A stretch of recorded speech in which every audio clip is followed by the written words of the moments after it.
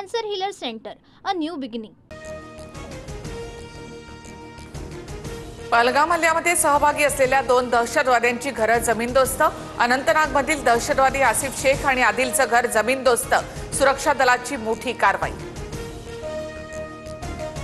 पहलगाम हल्ल्याचा cut February महिन्यातच शिजल्याचं समोर. फेब्रुवारी महिन्यात पाकव्याप्त काश्मीरमध्ये जगातल्या मोठ्या अतिरेक्यांचा मेळावा. पहलगाम हल्ल्याचा मास्टरमाइंड सैफुल्लाही या मेळाव्यामध्ये असल्याचा संशय. पाकिस्तानने 30 वर्ष दहशतवाद्यांना मदत पुरवली. आम्हाला याची मोठी किंमत मोजावी लागली. पाकिस्तानचे रक्षा मंत्री ख्वाजा आसिफ याची मोठी कबुली. सिंधू पाणी करारासंदर्भात महत्त्वाची बैठक संपन्न. गृहमंत्री अमित शहांच्या निवासस्थानी बैठक.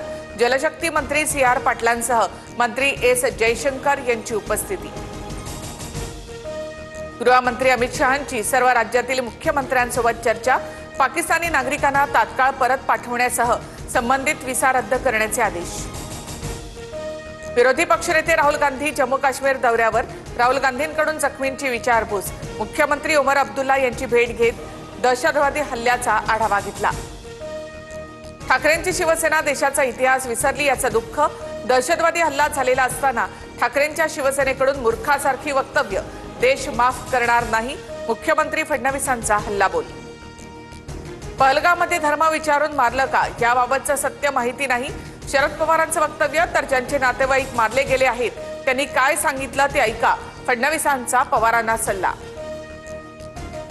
आदिल शहाच्या कुटुंबियांशी उपमुख्यमंत्री शिंदेंचा संवाद.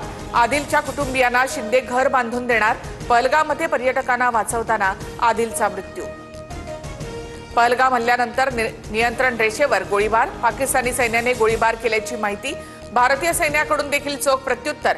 पाकिस्तानी लष्कराने नियंत्रण रेषेच्या बाजूला सैन्याची संख्या वाढवली. भारतीय सैन्याचा राजस्थानमध्ये युद्ध सराव. भारत फ्रान्सकडून आणखी 26 राफेल विमानं खरेदी करणार. फ्रेंच राजदूतांच्या उपस्थितीत करारावर स्वाक्षरी होणार. भारतीय सशस्त्र दल हाय अलर्टवर. लष्कर प्रमुख जनरल उपेंद्र द्विवेदी यांनी घेतला जम्मू काश्मीरमधील परिस्थितीचा आढावा. जम्मू काश्मीरमध्ये 2 दिवसात चौथी चकमक. बांदीपोरा जिल्ह्यामध्ये लष्कराचा दहशतवाद्यांना वेढा. लष्कर-ए तोयबाच्या एका दहशतवाद्याचा खात्मा तर भारताचे 2 जवान जखमी. पंजाबमध्ये भारत आणि पाकिस्तान सीमेजवळ मोठ्या प्रमाणामध्ये शस्त्रसाठा जप्त. 4.5 किलो RDX, 5 पिस्तुलं, 8 मॅगझिन जप्त. BSF आणि पंजाब पोलिसांची कारवाई. 28 एप्रिलला जम्मू काश्मीर विधानसभेचं विशेष अधिवेशन. पहलगाम हल्ल्यानंतर उपराज्यपाल मनोज सिन्हा यांनी बोलावलं विशेष अधिवेशन. स्वातंत्र्य सैनिकांचा अपमान करणं चुकीचं. सावरकरांवरील वक्तव्यावरून सुप्रीम कोर्टाची राहुल गांधींना चपराक. राहुल गांधींनी आता सावरकरांच्या विरोधात बोलणं बंद करावं. मुख्यमंत्री फडणवीसांची प्रतिक्रिया. 2034 पर्यंत देवेंद्र फडणवीस महाराष्ट्राचे मुख्यमंत्री राहतील. भाजपचे नेते चंद्रशेखर बावनकुळे यांचं वक्तव्य. शिंदेंच्या विरोधामध्ये व्यंगात्मक गाणं करणाऱ्या कुणाल कामराला हायकोर्टाचा मोठा दिलासा.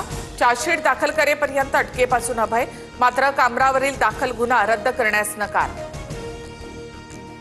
बदलापूर अत्याचारामधील आरोपी अक्षय शिंदे एन्काउंटर प्रकरण. आतापर्यंत दोषी पोलीस अधिकाऱ्यांच्या विरोधात FIR दाखल का नाही, कोर्टानं सुनावलं. तपास कागदपत्र घेऊन हजर राहण्याचे मुंबई गुन्हे शाखेच्या सह पोलीस आयुक्तांना निर्देश. पुण्यातील विकास कामांवरून अजितदादांनी पालिका आयुक्तांना फटकारलं. फुलेवाड्याच्या विकासासाठी 200 कोटी देऊनही कामाच्या हालचाली नाहीत. विद्यार्थ्यांच्या वसती काम धीम्या गतीनं सुरू असल्यामुळे अजित पवार संतप्त. Cancer healer centre, a new beginning.